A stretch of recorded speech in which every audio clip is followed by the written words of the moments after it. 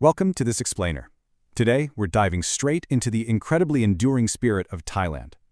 We'll be tracing its deeply rooted heritage through a defining, explosive historical battle, its revered natural horses of war, and the profoundly sensory, psychological design of its sacred spaces. We're really going to explore how a nation balances this fierce will to survive with a centuries-old dedication to spiritual peace. So here's our roadmap for today. We're going to look at the Battle of Koh Chang, the elephant as the symbol of Siam, and finally, what we call the architecture of the senses. Let's get right into it. Part 1. The Battle of Koh Chang and the Fight for Sovereignty. Picture this. It's 1941. The whole world is basically engulfed in the chaos of the Second World War. And right in the middle of all that, a seriously tense border conflict violently erupts over Laos and Cambodia, pitting Thailand against Vichy France. In early January, Thai forces swept into French-occupied territories, aggressively pushing to reclaim ancestral lands they felt were rightfully theirs. By January 16th, things reached an absolute boiling point when French aerial recon spotted a concentration of Thai naval ships resting near the island of Koh Chang. That discovery rapidly escalated into a devastating dawn attack on January 17th, aiming to permanently neutralize the Thai Navy. The intense conflict only finally ended on January 31st, when a Japanese-mediated truce was signed aboard the cruiser Natori. Under the cover of total darkness, an aggressive French task force, commanded by Captain Regis Berenger and led by the heavily armed cruiser Lamotte-Picquet, quietly slipped into the Gulf of Siam alongside 4 smaller gunboats. Now waiting for them were the Thai defenders, which included the coastal battleship Dhonburi and 2 small torpedo boats. These Thai forces were completely caught off guard in the early morning calm. Their boilers were actually turned off for the night. That rendered these massive iron vessels virtually immobile as the French opened up a ferocious barrage of fire from over 10,000 meters away. When the dense smoke finally cleared from this brutal 2-hour artillery duel, the human and strategic cost was just staggering. 3 Thai ships went down, including the formidable Dhonburi, taking 36 Thai lives with them to the ocean floor. It was a profound sacrifice for the nation. It's one of those defining moments of sheer survival and defense, and it's honored with incredible reverence every single January 17th at the Lamotte Memorial, where local dignitaries lead ceremonies and cast wreaths out into the waters. Moving on to Part 2, the symbol of Siam, from battlefield to sanctuary. So, stepping away from the iron ships of modern naval warfare, we're going to look at Thailand's ancient horses of war, the truly majestic elephant. They're literally woven into the fabric of Thai identity. Beyond their sheer physical power, which was famously immortalized by King Naresuan's legendary elephant duel against the Burmese crown prince, these animals are deeply connected to Thai royalty and historical might. For centuries, they were vital partners in empire building, labor, and transportation. And the highly rare white elephants, they were considered sacred royal possessions, living, breathing representations of a king's divine authority and virtue. And it's this historical duality that is so incredibly fascinating. Because, sure, they were the ultimate assets on the battlefield, but their deep mythological roots elevate them into profound symbols of wisdom, purity, and ultimate peace. In Buddhism, the ancient story of Nalagiri tells of a wildly aggressive elephant that's instantly tamed just by the sheer aura of the Buddha's compassion. Through Hindu influence, we see Ganesha, the beloved elephant-headed patron of arts and intellect. And in Thai cosmology, there's Erawan, the spectacular multi-headed mount of the god Indra, symbolizing incredible cosmic power. They're just this perfect blend of absolute might and supreme tranquility. Now, for literally 3,000 years, the relationship between humans and elephants in Thailand was built on heavy, grueling labor. War, farming, dense jungle logging.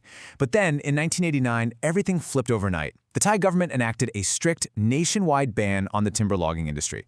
Suddenly, thousands of domestic elephants and their handlers went from having a reliable income to facing a massive financial crisis. Feeding an elephant is definitely no small feat. This massive shock to the system forced a huge cultural transition. Today, these incredible creatures have found a new role as cultural ambassadors in ethical sanctuaries, where the focus is thankfully shifted away from exploitation toward conservation, education, and deep respect.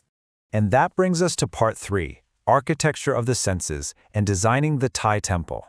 Leaving the battlefields and the dense jungles behind, we finally culminate in the ultimate expression of Thai peace. See, traditional Thai architecture isn't just about throwing up walls to block out a hot, humid climate. It's actually an incredibly sophisticated psychological system.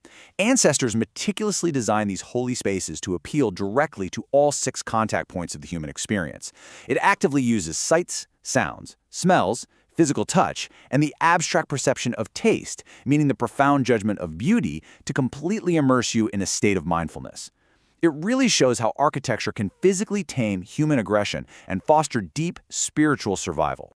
Let's start with sight. Those sweeping, high-pitched roofs and glittering golden gable ends, they act as dramatic visual landmarks. Imagine you're far away in a rural village. The colored glass and brilliant gold catch and reflect the sun, instantly pulling your gaze upward toward heaven. Historically, the gold itself represented high-ranking individuals and the divine, elevating the entire structure's status and deeply impacting your visual perception before you even set foot on the actual grounds. But it's not just about what you see from afar, it's about what you literally feel. When you take off your shoes, you instantly feel the intense, burning heat of the White River sand outside in the courtyard. This intentionally represents the fiery heat of hell or, the chaotic struggles of the outside world. But then you step onto the refreshingly cool, elevated, thick masonry floors inside the temple. Because those massive walls absorb heat during the day and radiate it out at night, the interior feels like a perfectly climate-controlled sanctuary. It's this amazing, intentional architectural trick that essentially simulates stepping straight from hell into heaven. Then, you step inside, and the entire atmosphere completely shifts. The natural light is intentionally kept hazy and minimal. It makes the golden Buddha statues glow beautifully under the flickering illumination of candlelight. And as you take in this calming sight, your ears are gently engaged too. The wind plays these small, delicate leaf-shaped bells hanging from the eaves outside.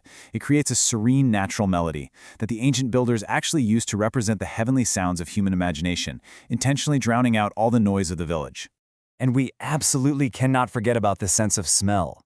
The incredibly potent, sweet aroma of jasmine, fresh lotus flowers, and burning holy incense. It isn't just some random cultural tradition. It actually acts as an intentional form of mental therapy. Ancient builders intuitively understood neurology and psychology centuries ago. Breathing in these perfumed substances deeply relaxes you, physically lowering your heart rate and stress, and further separating your mind from the chaotic, mundane world right outside those thick temple walls. So, when you layer the golden light, the cool stone beneath your feet, the chiming bells, and that sweet jasmine, this profound synthesis happens. The 5 physical senses merge to ignite a 6th sense, the mind. The architecture completely bypasses the intellect and touches the soul directly. It expresses the absolute deepest creed of the craftsman who built it, inspiring this overwhelming impression of merit and beauty. It cultivates a kind of spiritual survival that anchors the entire community, really proving that a building can be so much more than just bricks and mortar. It's a profound product of cultural knowledge and peace. As we wrap up this explainer on the survival and spirit of Thailand, from the fierce naval defense at Koh Chang to the evolving legacy of the majestic elephant, and finally down to the brilliant sensory design of its temples, I want to leave you with this. Take a look at your own surroundings today. Ask yourself, how do the spaces you inhabit engage your senses? And how do they quietly shape your everyday state of mind? Thank you so much for exploring with us.